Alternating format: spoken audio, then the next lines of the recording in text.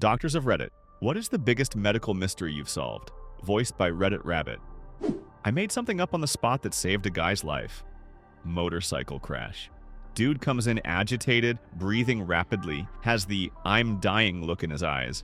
We intubate him for low oxygen levels and it's just not working.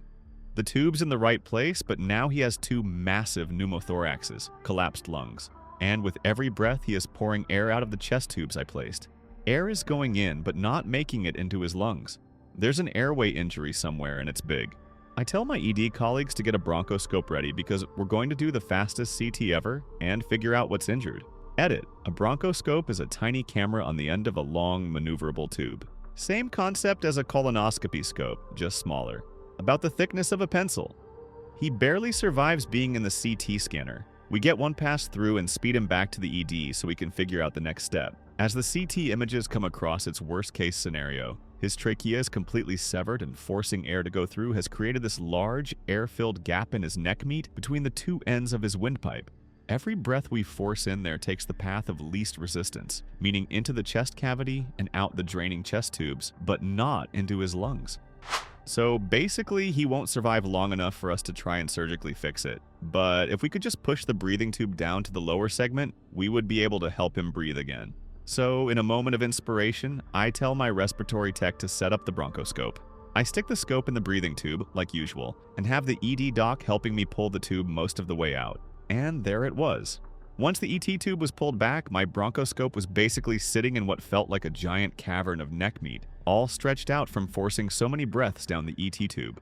And at the end of this cavern was the other end of his trachea. In reality, this cavern was probably 15 millimeters wide at the most, but I was locked on and drove that bronch straight down the middle and into the lower segment of his trachea.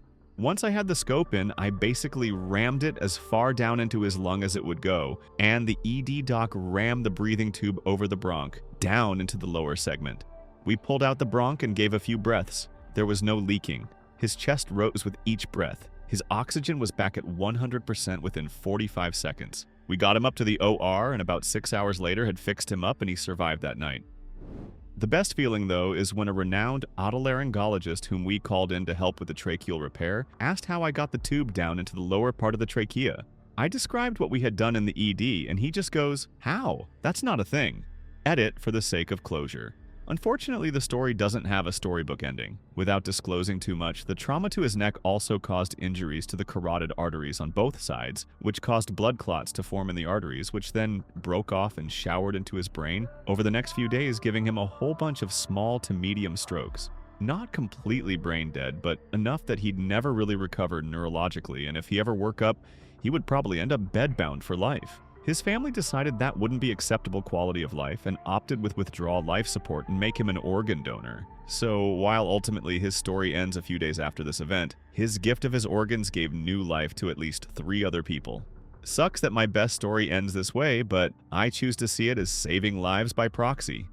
Not a huge mystery, but one that drove me nuts for 4 years as a dentist was this guy who had severe acid erosion on all his teeth, but one area in particular was super bad. I figured he had to be obsessively eating something acidic and chewing it with one side of his mouth. I would interrogate him at every single visit, and there were tons of visits because he was totally destroying his teeth, to figure out what the hell was causing it. I probably asked the guy 50 times over 4 years if he liked to eat sour candy. Always said, not really. One day we had a long appointment together and I just decided to name every sour candy I could think of while I worked. Captive audience. When I said crybabies, he was like, I like those, they're so sour. Come to find out he was eating 1 to 2 bags a day. Dude, what did you think I was asking about when I asked if you like to eat sour candy all of these years?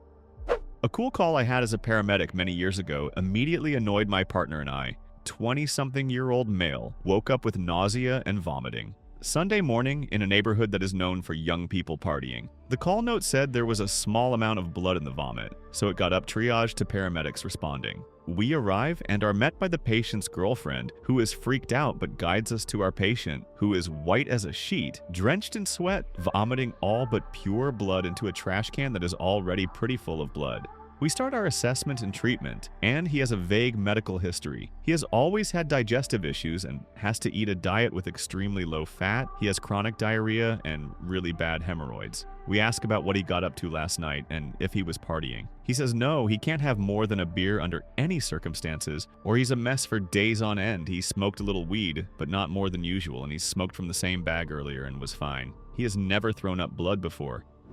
He'd never done more than go to an urgent care for his issues before, as he didn't have insurance. Obviously, he has an upper GI bleed, but something clicked in my caveman brain and realized exactly what was happening. His liver was screaming for help. Can't digest fat, can't process alcohol, and what seemed like an innocuous comment was the key to the whole thing: his hemorrhoids. If the circulation through your liver gets backed up, it causes pressure in the blood vessels that come in and out to build up. If enough pressure builds up, the veins in your butthole balloon out, causing a hemorrhoid. If that pressure goes north, you can get esophageal varices, which are essentially the same thing as hemorrhoids, but in your throat.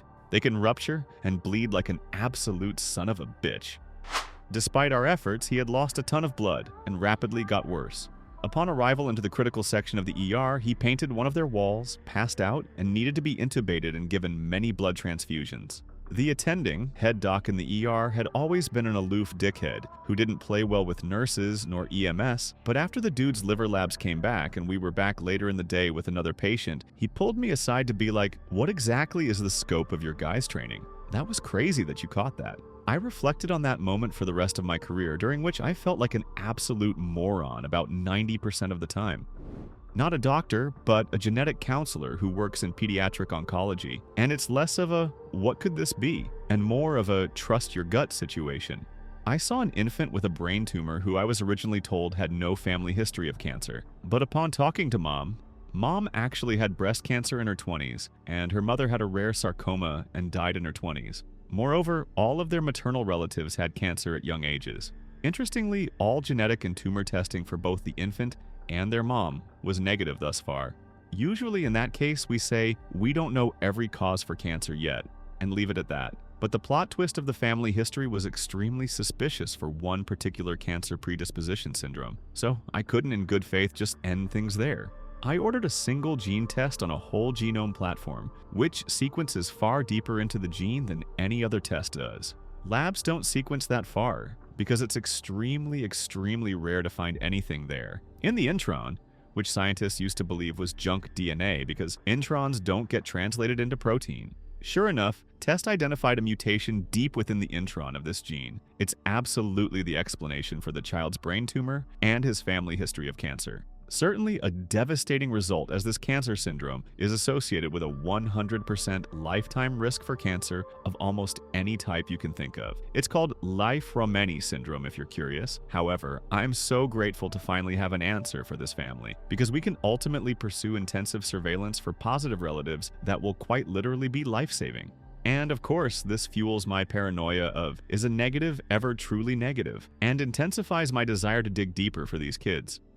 Not a doctor, but a nurse. I had a patient that had been struggling to find a medication to help with her anxiety and depression. After a couple of years of trials and errors, we found a med and dosage that worked extremely well for her. Time goes by and she suddenly starts having symptoms again. She said, "I don't know what's happened. The meds were working so well, and now I feel just as bad as I did before I started medication." We spent several calls and visits going over every single thing, just grasping at straws. Has your pill manufacturer changed? Do the pills look different? Has your diet changed? Increased stress? Exercising more? Anything? Finally, I asked her if she had recently started any new medications prescribed by another practice, and she suddenly remembers, "I started metformin about 6 weeks ago." I think to myself, that's it. I asked her, not to be gross, but "Are you having a lot of diarrhea since you started the metformin?" She goes, "Yes, I'm pooping several times a day. I can't keep anything in." I then explained to her that the problem was, she wasn't absorbing her depression meds, she was pooping them out. So not only was she not getting the benefit from the meds, she had been going through med withdrawals too. She talked to the doctor who started her on the metformin, and he switched her to metformin ER and changed the timing of when she took both meds. 2 months later, she was back to feeling good again. I am not a doctor, but one saved my life by a simple handshake. I was in hospital with gallstones. I was prepared for surgery. Saw my surgical team, etc. "All good, we are taking you up for surgery." I felt absolutely rubbish, but put it down to anxiety and the pain from the gallstones. The doctor was in the room to see the woman next to me. He was Irish and I am Irish, both outside Ireland, so we picked up on the accent and had a little chat, as you do. As he was leaving, he went to shake my hand. He walked away and came back, questioning me that my hand was extremely sweaty. I explained that I have anxiety and it was going off, but he was not convinced, thanks to him putting up an argument that my surgery should not go ahead and I need scans. My scan was canceled 3 times, but he kept on pushing it through. I was diagnosed with multiple bilateral PEs. Voiced by Reddit Rabbit, thank you for watching. Share your similar stories in the comments. And don't forget to leave a like and subscribe. It helps us grow.